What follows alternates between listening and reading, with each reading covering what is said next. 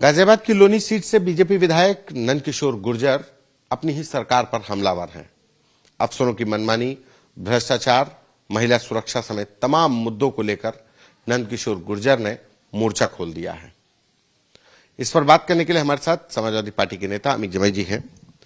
अभी तक तो आप लोग आरोप लगा रहे थे, लेकिन अब बीजेपी के जो विधायक हैं नंदकिशोर गुर्जर, वो आरोप लगा रहे हैं कि अफसरों की सुनी नहीं जा रही है, महिलाओं की सुरक्षा पर सवाल खड़े कर रहे हैं। कैसे देखते हैं? देखिए, नंदकिशोर गुर्जर जो कुछ कर रहे हैं, जो सवाल उन्होंने उठाए, सवाल जो टाइमली उन्होंने उठाए, वो तो वाजिब सवाल है। सबसे पहली बात यह है कि कल जो मानी अखिलेश जी ने कहा कि जो भ्रष्टाचार में मुख्य मुख्य मुख्य हैं, जिनकी बात नंदकिशोर गुर्जर भी कर रहे हैं, एक मुख्य की, तो सवाल यह है कि मुख्य ने पूरे उत्तर प्रदेश के सूबे का जो पूरा लॉ एंड ऑर्डर है उसको कोलैप्स कर दिया। और बात हो रही है भ्रष्टाचार की, नंदकिशोर गुर्जर भी कह रहे हैं, समाजवादी पार्टी पहले ये बात बोल रही कि देखिए, अभिषेक प्रकाश आईएएस को आपने हटाया, लेकिन उसके जो तार हैं मंत्रियों तक जो जा रहे हैं, जो पैसे उगाहियां हुई हैं, इन्वेस्टमेंट एक तो आया नहीं, और जो इन्वेस्टमेंट आ रहा है आप उनसे कमीशन मांग रहे हो। तो अभिषेक प्रकाश तो एक चेहरा है। जो लोग उसके ऊपर बैठे हुए हैं, अगर आदरणीय मुख्यमंत्री जी उनके ऊपर कार्रवाई कर सकते हैं तो हम ये मानेंगे कि वो एफिशिएंट मुख्यमंत्री हैं, लेकिन कार्रवाई तो कोई नहीं हो पा रही। उनके बारे में कंप्लेंट पहले से थी, लेकिन क्योंकि उन्होंने कुछ बुलडोजर कार्रवाइयां कर दी तो उनको छोड़ दिया गया था। और महिला सुरक्षा 112 और 1090 जो माननीय अखिलेश जी ने, उनका विजनरी आइडिया था, राजस्थान की पुलिस आके यूपी से सीख के जा रही है 1090 से कि अखिलेश जी ने कैसे बनाया था। और एक बिटिया हमारी प्रधानमंत्री के लोकसभा क्षेत्र से इंटरव्यू देके वो लौटती है लखनऊ में, और जो विभत्स कांड हुआ है उस बिटिया के साथ, जिस तरह से उसके साथ रेप हुआ, गैंग रेप हुआ, उसको फिर मार दिया गया, वो 112 डायल लगाती गई। क्या कहा था हमारे मुख्यमंत्री जी ने कि डायल 100 जो है अशुभ है, 112 शुभ है।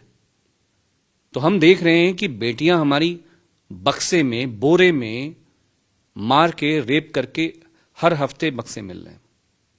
लेकिन जो उत्तर प्रदेश की पुलिस है उसके अंदर जो सेंसिटिविटी है, उसका काम क्या है, वो जानते हैं कि आदरणीय मुख्यमंत्री जी खुश किससे होते हैं। कानून की किताब नाफिज करने से खुश नहीं होते हैं, खुश होते हैं कि हर कप्तान डीएम इतिहासकार बना हुआ है। गाजी मियां का मेला होगा कि नहीं होगा, औरंगजेब कैसा था कैसा नहीं था, ये प्रवचन दे रही है हमारी पुलिस फोर्स। ये काम है पुलिस फोर्स का। तो भारतीय जनता पार्टी की पूरी जो उत्तर प्रदेश की सरकार है, ना भारतीय जनता पार्टी के प्रदेश अध्यक्ष को कुछ समझ में आ रहा है, ना इनके प्रभारी को कुछ समझ में आ रहा है। मुख्यमंत्री जी की अलग चाल, प्रदेश अध्यक्ष की अलग चाल। और फतेहपुर में क्या हुआ, फतेहपुर के जिला अध्यक्ष जो करंट हैं भारतीय जनता पार्टी के, उन्होंने कहा कि साध्वी निरंजना ने कितनी दौलत मोरंग और जो है इस माइनिंग से उसने पैदा किया हुआ है। क्या उनके ऊपर कोई कार्रवाई आदरणीय मुख्यमंत्री जी करेंगे? गेरुआ पहन के सनातनी का झंडा उठाकर पूरे जिले में ये खनन करवा रही थी।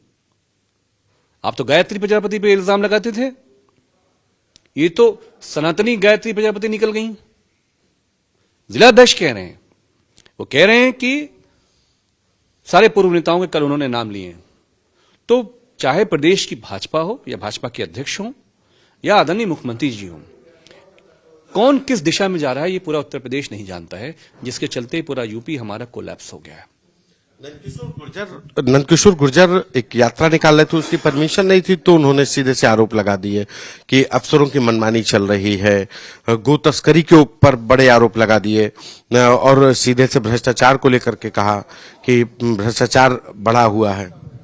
देखिए, हम गौ तस्करी के मामले में आप जानते हैं कि औरंगजेब के जमाने में औरंगजेब ने अध्यादेश पारित किया था कि अगर कोई उनकी हुकूमत में गाय की गौकशी करेगा, उसके बदन के टुकड़े टुकड़े करवा के और तोप से उड़ा दिया जाएगा। तो औरंगजेब हमारी गाय माता के लिए क्या सोचते थे, और ये आज की सरकार। एक जिले में गाजियाबाद में बताया जा रहा है कि 40 करोड़ रुपए महीने में जा रहा है। 40 करोड़ रुपया महीने में जा रहा है, वो भी चीफ सेक्रेटरी का नाम लिया जा रहा है। तो स्वामी अभिमुक्तेश्वरानंद जी जो बात आंदोलन चला रहे हैं, वो तो फिर आंदोलन सही दिशा में है कि सनातनी सरकार में गौकशी सबसे उरूज पर है। अब ये समाजवादी पार्टी का इल्जाम नहीं रह गया है। नंद किशोर गुर्जर जी कह रहे, उससे पहले स्वामी अभिमुक्तेश्वरानंद जी इस बात को हर दिन कह रहे हैं। अब तो वो दिल्ली में सारे पार्टियों से मिल भी रहे हैं। लेकिन औरंगजेब के जमाने में आप सोचिए कि गौकशी करने पे चीथड़े उड़वा दिए जाते तोप से। आज क्या हो रहा है? खुद एसटीएफ उत्तर प्रदेश की पुलिस गौकशी में इन्वॉल्व है। कैसे हो जा रही तस्करी, हो कैसे रही? Who is the protector? ये नंदकिशोर गुर्जर का बयान क्या देख रहे हैं? पार्टी में असंतोष उनकी सुनी नहीं जा रही है, या उनके कार्यक्रम को जो वो कलश यात्रा निकाल रहे थे उसको परमिशन नहीं देने की खींच है? देखिए, मैं ईमानदारी से बात कहूं, सूबा तो हमारा कोलैप्स हो चुका है। किसान हो, युवा हो, महिलाएं हो, सब परेशान है। लेकिन सीधी सी बात है कि जो विधायक भारतीय जनता पार्टी के भी हैं, जो भारतीय जनता पार्टी के मिनिस्टर्स भी हैं, आप पूछिए ना उनकी रगों पे हाथ रख के तो वो रो देंगे। इलाके में काम नहीं हो रहा है, लोकल पुलिस उनकी नहीं सुन रही है।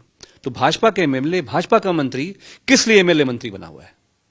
हमारे विरोध हैं भारतीय जनता पार्टी से, वैचारिक विरोध हैं, बहुत बहुत तीखे विरोध रहेंगे। लेकिन मानिक अखिलेश जी के जमाने में विपक्ष के एमएलए आते थे और उनकी मदद होती थी। उनके क्षेत्र में कोई प्रोजेक्ट होता था, अखिलेश जी कभी भी बतौर मुख्यमंत्री द्वेष नहीं करते थे। तो आदरणीय मुख्यमंत्री जी हों या भारतीय जनता पार्टी के अध्यक्ष हों या उनका संगठन हो, किसी को कुछ नहीं मालूम कि हो क्या रहा है। सिर्फ फिल्म का जो सिनेमा का पोस्टर है, औरंगजेब हिंदू मुसलमान करके आप शोर मचाइए कि ताकि जो मुख्य बातें हैं वो छिप जाएं। लेकिन समाजवादी पार्टी हर अव्यवस्था को हम एक्सपोज करेंगे। धन्यवाद। ये समाजवादी पार्टी के नेता अमित जमई, जिनका कहना है कि बीजेपी के नेताओं को ही नहीं पता कि वो क्या सरकार चाह रही है, सरकार क्या कर रही है। और उसी का नतीजा है कि नंदकिशोर गुर्जर जैसे तमाम नेता पहले भी आरोप लगाते रहे और इस बार भी सरकार पर भ्रष्टाचार और अफसरों की मनमानी का आरोप लगाया है। कैमरा पर्सन संदीप के साथ संतोष कुमार, आज तक।